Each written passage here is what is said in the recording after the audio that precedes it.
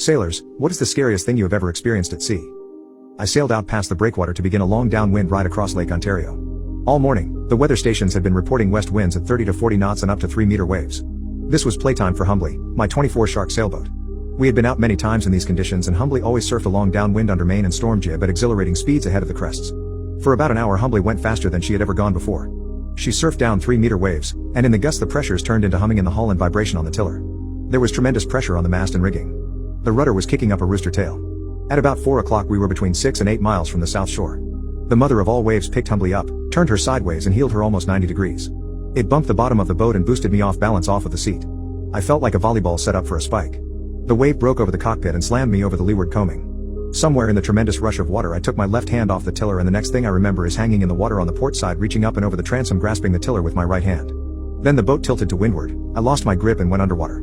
When I came back to the surface the boat had righted herself and rounded up into the wind with her stern about 6 feet away. I swam for it and lunged for the motor but missed it by just 6 inches and went underwater again. I had missed my only chance. Rage waved over me and I screamed, "You dumb country fuck." The rage passed almost immediately. Humbly sailed away towards the south shore. I started to think. I was alone. I was wearing Farmer John wetsuit bottoms and a Mustang floater coat. Inside the left sleeve pocket were 3 small aerial flares. There was a whistle, 2 small flashlights, and $2.75 in change in the side pockets. I was barefoot. The floater coat and wetsuit kept me buoyant so I thought that my biggest danger was hypothermia and I hooked up the beaver tail attached to the floater coat to try to reduce heat loss from my crotch. I could see the far shore when the larger waves lifted me and even though the boat was still only a few hundred feet away I started cheering her on. Humbly was headed south on her drunken course. I imagined that when she hit the rocks along the shoreline there would be a movie-style explosion with flame and smoke that would attract attention and help. Until then, my choices were to either curl up and float to conserve heat, or to swim toward shore. I decided to swim. I still had 2 flares. My fragile game plan was to swim towards the shore. When Humbly's sails disappeared I would know that Humbly had hit the shore. The search would start and then I could fire off the last 2 flares and then rescuers would come out and get me. Simple. First I had to learn how to swim. Other than swimming back to my windsurfer after a fall, I had not been swimming for over 20 years. The floater coat kept my head above water but would not allow a normal swim stroke, and the neoprene wetsuit bottoms kept trying to flip my legs up and put my face in the water. I found that the best compromise was in a combination of breaststroke and pedal kick which kept me moving forward very slowly and somewhat upright. I stroked slowly and watched my boat get smaller. I tried to remember more about survival. I don't think I've ever thought so much about anything. The next couple of hours became a series of stroke, watch Humbly stagger toward shore, stroke, try and remember anything to do with survival, stroke, sputter, and stroke. The boat moved further away but the shoreline did not seem any closer. I was drifting east in mountainous waves and swimming south. After about an hour I noticed a seagull floating effortlessly above me. It struck me that this was not fair and I yelled to the gull, "Hey, gull. Go and tell them where I am and I'll give you a fish." He floated there for a minute and then wafted away. I told myself that he could see that I had no fish. The sun sank lower to the west and I realized for the first time that I would be out there after dark. I could still see Humbly in the distance and it was alarming how far the boat was going and how small the sails were getting while the shore didn't seem to be getting any closer. The sun went down and I started getting cold. Every little while I had the urge to speed up and a couple of times I tried to swim faster but this never lasted when I realized that slower was better. This was difficult. I have always had trouble pacing myself in anything I have ever done but this time there was no choice. Now that it was completely dark waves were sneaking up from behind and clobbering me, leaving me sputtering and indignant. A blue flashing light caught my eye off to the left. I waited for the next wave to pick me up for another look and saw the light on top of a large yellow vessel with a black hull floating about 100 yards away to the southeast. I saw it again and reached for the flares in the sleeve pocket of my floater coat. It seemed to take forever to very carefully get the flares out of the pocket and out of the plastic bag, put one back in the bag, replace the bag in the sleeve pocket, unscrew the end of the flare, point the business end up, and pull the chain. I had never fired flares before and was scared witless that I might drop either one. The flare arced up, over and doused downwind. I was both disappointed at how quickly the light show was over. I waited a few long seconds. Suddenly the boat accelerated to the west. They had not seen me. As fast as I could I pulled out the other flare and fired it in an arc in front of the boat. It did not reach the boat, but it did arc nicely and doused off its starboard quarter. I kept watching the boat's direction. No change, no change, no change. The boat kept on going and disappeared to the west. I yelled, I screamed, I called it names and cursed its wake. When I calmed down I realized that I was upset that I now had a long way to swim. I decided that I was still going to make it swimming, but I didn't want to. I wanted a ride. Okay self, you have no more flares and there is a blind madman in a 40-foot rescue boat driving up and down the shoreline at high speed. Just my luck he'll come back and nail me in the head. I settled down into a slow routine of stroking and started to daydream. Strokes. More strokes. More strokes. More strokes.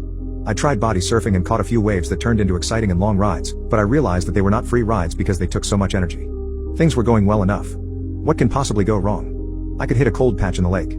I could run into a current where a stream empties into the lake just in front of me. I could get hit by a bugs and teeth rescue boat driver. I worried about getting ashore. I didn't want to be bashed against the rocks along the shore by these huge waves. More slow strokes. I was getting close. I was about 20 yards from the breakwater when the panic set in. I was now close enough to the rocks to use them as reference points, and I didn't seem to be getting any closer. How could I come this far to get pushed away from the rocks by a current?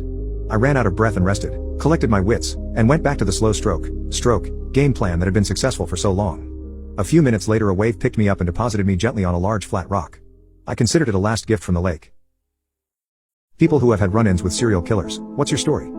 It was 1977. I had taken time off work to have a baby and stay home with her. But I still needed an income, so my mother had hired my younger sister and me to do the dirty, back-breaking work in her shop while she took care of her first infant granddaughter. My sister and I were working at our mom's antique store one summer day. Mom had just gotten a truckload of European oak furniture that needed to be cleaned and polished, had the handle screwed on and so forth. A nice-looking young man came into the store and started talking to my sister, who was 17 at the time. He introduced himself as Ted Smith, and we laughed and said we must be related as Mom's maiden name was Smith also. He chatted both of us up, but focused on Sis for the most part. He purchased an armoire, but said he'd have to go get his truck, since at the moment he was driving his VW Bug, an old VW Bug.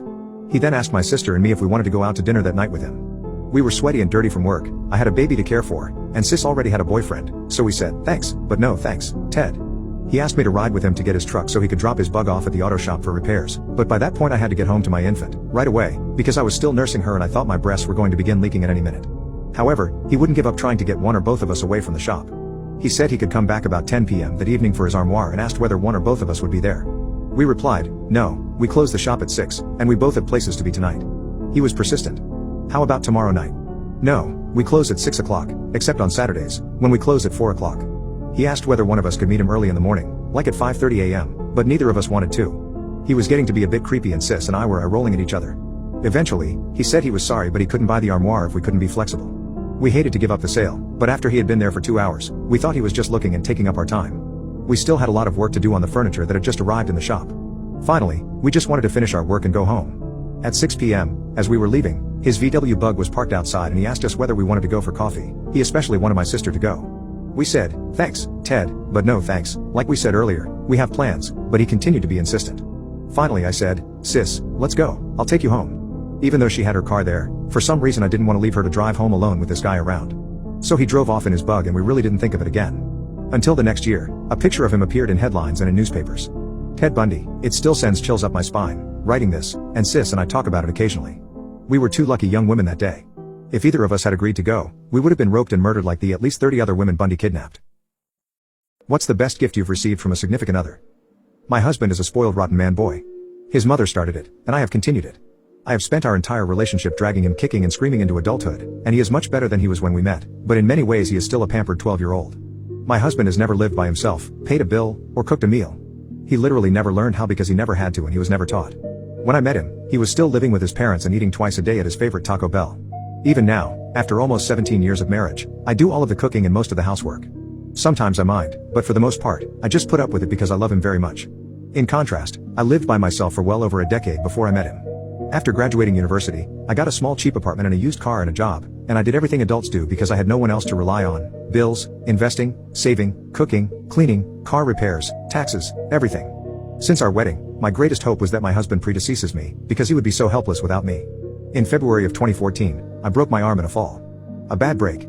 A spiral breaks down the full length of the humerus. Oh my god, I have never suffered such pain in my life. I've had major abdominal surgery twice. That pain is nothing compared to my broken arm. I was out of work, of course, for 8 weeks. The emergency room doctor sent me home on major pain medication that made me loopy. I was unable to do anything. Just shifting in a chair to relieve pressure on my buttocks resulted in a scream. I couldn't drive, move, roll over in bed, get up out of the chair, dress, brush my hair or teeth, or shower. I was completely helpless and immobile in a recliner. And I certainly couldn't cook or clean. I considered staying with my mother-in-law, but my husband said no. And he stepped up to the plate. And did everything for the next 8 weeks. He fixed simple meals, scrambled eggs and toast, reheated Chef Boyardee, mac and cheese and hot dogs. We didn't eat Chinese stir-fries or meatloaf, but he made meals and piled pillows on my lap so the bowl was right under my chin, and if I needed help feeding myself with my stupid hand, he helped. He washed clothes and dishes, and fed my cats twice a day. He gently swapped out my 2 hospital gowns, which were the only clothes I could get over my cast, and washed them almost daily. He helped me out of the chair into the shower, and he helped me bathe without getting my cast wet.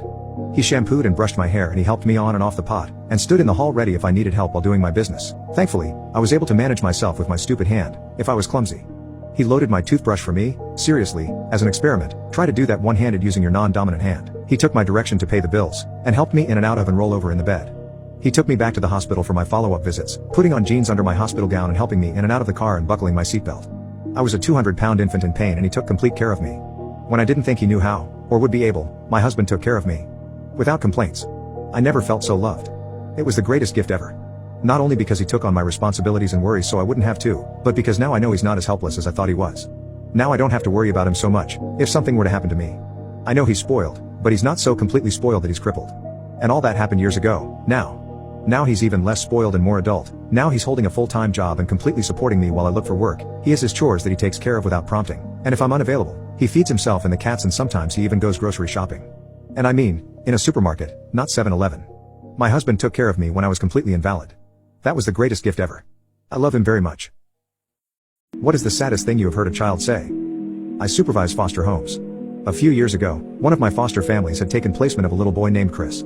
Chris was husky and socially awkward, but also impossible to dislike. He was mostly quiet, a real observer, but would sometimes come out and say the most outlandish comments. There were many times that Chris had me laughing to the point of tears, taken aback by his dry wit. Despite this engaging sense of humor, Chris had a rough start in life. He had never met his father and his mother had died of a drug overdose several years prior. Chris had bounced in and out of 7 different foster homes by the time I met him. All of his younger siblings had been adopted and he saw them infrequently. When he did see them, Chris was prone to intense mood swings. It must have been incredibly difficult for him to watch his siblings grow up together while he waited for his forever family. Shortly after his 11th birthday, Chris moved into the foster home that I supervised. The foster family was taken with Chris right away. They'd always wanted a child and they seemed to relish in acting out their dream of parenthood immediately. They spoiled Chris, taking him on expensive shopping trips and excursions. Their intentions were good. Knowing that Chris had experienced a lifetime of neglect in only 11 years, they seemed set on showering him with love and affection to make up for lost time. If Chris didn't want to go to school, the foster parents would shrug and take him to the park. If he wanted to stay up all night and play video games, they happily allowed it. At first, this was fantastic. Chris was having a ball. When I would visit him, he seemed to be blossoming. The kid who had barely spoken a full sentence to me was suddenly bursting at the seams to tell me every detail of his day. When I expressed my concern that their lack of rules could be leading to problems down the road, the foster parents insisted that they had it under control. They said they loved Chris. They called him son. After about 6 months, an adoption date was set. Chris was so excited about picking out a suit and tie to wear to the courthouse. The trouble started about 3 weeks before the adoption hearing. The foster parents had grown tired of the honeymoon stage. They'd realized it was time to start setting up boundaries that would help Chris grow into the fine young man we all knew he could be. Chris, who'd become accustomed to a house with no rules, responded as you might expect. He was confused and frustrated at the family's sudden insistence on rule setting. One evening, the foster parents asked Chris to turn off the television and go to sleep. He refused. They threatened to ground him. He laughed. The foster parents began to yell, exasperated. Chris picked up his brand new cell phone and threw it into the television, destroying the screen. Both foster parents yelled louder, which only worsened Chris's blow-up. He kicked the wall, denting it. He told the foster parents that he hated them and hated their house. The foster parents called me, panicking. I reminded them that children who have experienced trauma sometimes struggle to regulate strong emotions. I explained that we all needed to work together in order to help Chris adjust to having rules put in place. I explained that although their intentions were good, Chris had been set up to fail. They calmed down and we set a meeting for the next day. I went to their house first thing in the morning, ready to help them come up with a plan to support Chris. Chris had already gone off to school when I got there. The foster parents looked me straight in the eye and told me they wouldn't be picking him up from school and would not be adopting him in a few weeks. I was shocked. They had professed love for this child for nearly a year at this point. I pleaded with them, offered every support I could think of. They would not budge. All of a sudden, they began listing every annoyance they had with Chris, going back to when they first met him. It was as if they'd been building up this list all this time, too afraid to admit to me that they'd had their misgivings from the start. I begged them to pick him up from school. The last thing I wanted was a caseworker showing up to whisk him away. He already hated school. This would only make him worry that every school day could end with his life being uprooted. They were too worn down, too guilty, and too upset. I picked Chris up from school. When he got into my car, I could see that he knew what was happening. His round face was knotted in concern, his eyes filling with tears. He begged me with a desperation that I've never seen in a child. He wanted me to tell the parents he was sorry, that he would never mess up again if they agreed to keep him. I told him that it wasn't his fault, that parents need to understand that all people make mistakes. I told him he deserved someone who would be patient with him. I drove Chris to a new foster home, a lovely set of people who, unfortunately, could only take him in for a few days due to their housing setup. When we got there, he didn't want to go in. We sat on the front lawn for almost 2 hours. He was really quiet, just leaning back into the grass with his hands on his stomach. Finally, as it started to get dark, he tapped me on the shoulder. "I'm not going to get adopted, am I?" Chris's voice was small, barely a whisper. Although I wanted to tell him this wasn't true, I've learned never to make a promise I cannot 100% keep. "What makes you say that, Chris?" "I'm messed up. If I didn't mess up so much, someone would love me. I'm a bad kid." Chris looked at me with these big, brown eyes, and I knew in my heart that he believed those words without a hint of doubt. In all that had happened to him, Chris had learned that he was unlovable. It was the most devastating moment of my career to look at a child whose grief was so deeply etched into his own sense of being. That's a belief that I knew Chris would battle his entire life. Some good did come from this horrible experience, however.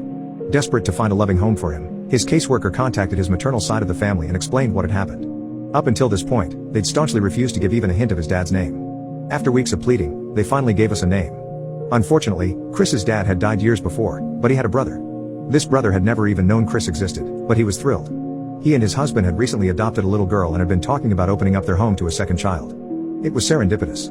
Chris was not an easy kid, he was angry, rightfully so, and balked at rules. The family did not give up. They jumped through every hoop so that they could become foster parents to him. Chris was just adopted a few months ago and he seemed happier than I've ever seen him. It's not perfect, Chris has many wounds to heal from, but I know he is in a place where he is loved and cherished as he deserves. What incredible coincidence led you to meeting the love of your life? One morning the weekend before Halloween, my 13-year-old daughter came up to me and said, "Mom, today I'm going to meet the man I will marry." How could you possibly know that? I asked this daughter, who had never been boy crazy like her girlfriends nor ever had a boyfriend or date. Because I've been asking and asking God who I would end up marrying, and this morning when I was praying, he told me I would meet my future husband today. She answered matter-of-factly. Needless to say, fear struck my heart. My impressionable daughter believed this crazy idea would make for an interesting, if not scary, day. Today, I would definitely keep her close to me and keep a strict eye on her. That night I knew we had plans to take my daughter and her friends to a haunted house. I asked her if she thought she was going to marry one of her friends.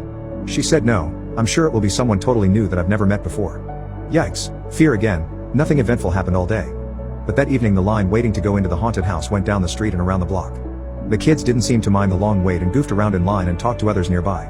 I kept a very close eye on my extremely attractive daughter. Come on, I am her mom, but others think she is attractive too. I suspiciously eyed every boy who talked to her. Finally, our group of teens got to enter. I was behind the group and directly behind my daughter. Dark, scary, fun, and long was the walk in the pitch black, winding corridors. Suddenly a man dressed as the Grim Reaper jumped out right in front of my daughter and scared her so badly she screamed and fell backwards, on top of me and those behind me, toppling all of us over. The, now kind and sorry, Grim Reaper helped us all up, and, noting her extreme reaction of fear, he came out of character long enough to offer to sneak us out a side exit. She said no, it's okay, and we moved on, embarrassed. That night my daughter was so disappointed when she said I was so sure God told me I would meet him today. Fast forward 10 years. My daughter was the maid of honor for her best friend's wedding and gave a beautiful toast and prayer at the wedding. One of the men attending the groom was from out of state and took an interest in my daughter, emailing and calling her after the wedding. Eventually they engaged and married. After they were married, we were sitting around talking and the subject of haunted houses came up. My son-in-law said he had once helped construct one in an old grocery store building when he spent a year in our town. Really? Yes, he said, and I got to be the Grim Reaper for it and carry a fake scythe. Comparing notes, they figured out that the exact year he had spent in our city was the year my daughter was 13. When asked if he remembered an incident at the haunted house with a frightened girl, he wasn't sure, as all young girls scream. But when he heard she toppled me and others over and he came out of character to offer assistance out a side exit, then he said, "That was you." But that was just a little girl I offered help to. Usually I pride myself in never coming out of character, but she was so scared and I worried people might have fallen and gotten hurt. Lol, yes, a 13-year-old, 5-foot-tall girl is just a little girl to a 19-year-old, 6-foot-2-inch young man, as it should be, so my daughter did, indeed, meet her future husband that day. Amazing. I threatened to leak a girl's explicit photos, and later I almost beat her dad up to death. And no, I'm not that ruthless of a person. You need to read this fair bit of background. I too was 17, okay, so I'm a fairly good-looking 6 feet 1 inch 193 pounds guy. But all my childhood I was obsessed with WWE and later MMA. I had even joined a boxing gym at 15. So normally people would guess that I worked out. I trained well enough and luckily I got a great trainer to guide me. I was 17 years old when this happened, but I had a full thick beard. I didn't have strong hair, so I kept it trimmed short. Normally people guess my age to be 23 to 25. People called me hot. But I never really had a girlfriend. Anyways, I'm from a very big city in Pakistan and I was lucky enough to be schooled in one of the best and most expensive private schools. But I wasn't as rich as other kids. I was 16 when I completed my CIE levels with 6A and 2A, and that meant a 100% scholarship in my new school where all this happened.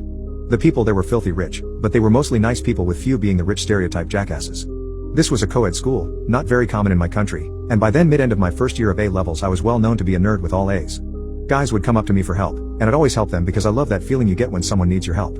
So this girl in my class, let's call her Lisa, comes up to me one day and asks if I could help her with some math stuff. I raised an eyebrow in a surprised way. This was because Lisa was probably the most chased after girl in my class. She was drop-dead gorgeous. She was a 17-year-old 5 feet 4 inches girl with very nice curves, but she was famous for being a rude person to every single guy who approached her. She was never really seen talking to guys. It came to a point where no one would approach her. I, being on the shy/uninterested side, never really paid any attention to her other than to admire her looks from a distance. So on this day, when I raised my eyebrow with a very little smirk on my face, and politely said sure, she grabbed the seat next to me in the cafeteria. We started off with some problems she had with differentiating some parabolic equations. That was my favorite topic.